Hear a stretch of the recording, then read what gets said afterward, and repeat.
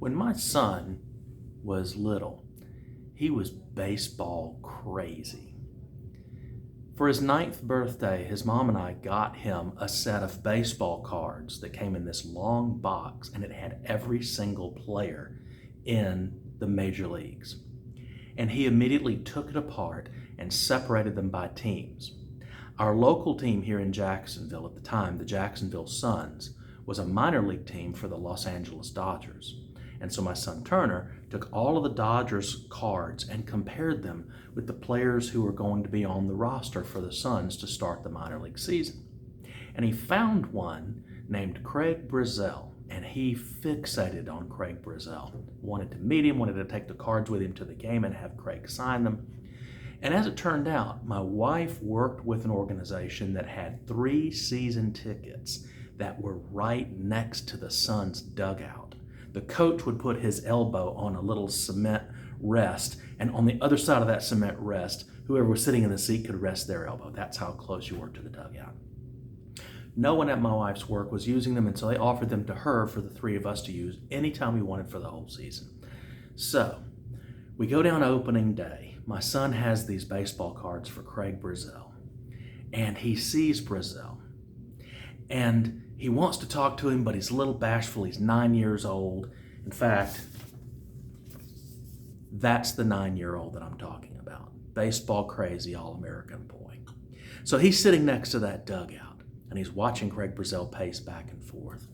The game is about to get started, and Craig Brazell was the designated hitter, which meant he wouldn't play in the field, but he would get a chance to bat whenever the Suns were at home and batting. And so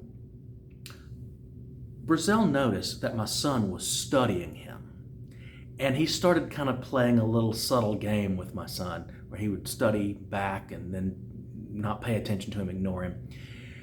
And Craig went to the other end of the dugout and picked up a baseball, and he came down very slowly and got all the way down to our end of the dugout, and he leaned over and he looked in my son's lap, and he looked at the baseball, and he told my son, he said, "I was going to give you this baseball, but I can't give you this baseball. You didn't have a hot dog you could share with me, or nachos? I love nachos." And he just looked at us and smiled and turned his back and walked back down the other end of the dugout. Without missing a beat, my son turned to my wife and said, "We have got to go get some nachos." So up they ran the stairs to the concession stand. They came back with a Jacksonville Suns plastic batting helmet full of nachos with cheese.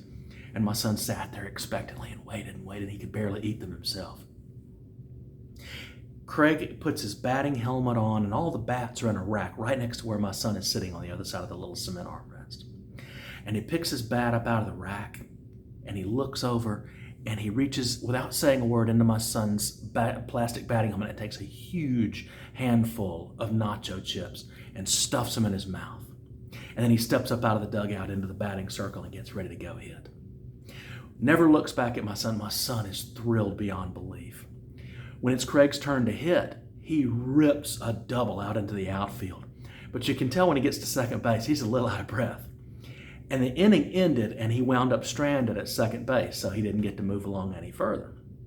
He comes into the end at the end of the inning at the dugout, and he walks over to my son slowly, and he drops the baseball in his lap, and he says, "Why did you let me eat so many nachos? I might have gotten a triple if you hadn't made me eat so many doggone nachos." Then he winked at my son and turned and walked away.